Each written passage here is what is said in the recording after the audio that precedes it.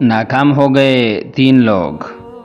رسول اللہ صلی اللہ علیہ وسلم نے فرمایا 3 قسم کے لوگ ہیں، اللہ ان سے گفتگو نہیں کرے گا، نہ قیامت کے روز ان کی طرف دیکھے گا اور نہ انہیں گناہوں سے پاک کرے گا، اور ان کے لیے دردناک عذاب ہوگا۔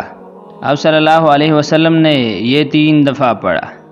ابو ذر رضی اللہ تعالیٰ عنہ نے کہا ناکام ہو گئے اور نقصان سے دوچار ہوئے، اے اللہ کے رسول صلی اللہ علیہ وسلم، یہ کون لوگ ہیں؟ تو رسول اللہ صلی اللہ علیہ وسلم نے فرمایا ان 3 لوگوں میں سے پہلا شخص وہ ہے جو اپنا کپڑا ٹخنوں سے نیچے لٹکانے والا ہو، دوسرا شخص وہ ہے جو احسان جتانے والا ہو، اور تیسرا شخص وہ ہے جو جھوٹی قسم سے اپنے سامان کی مانگ بڑھانے والا ہو۔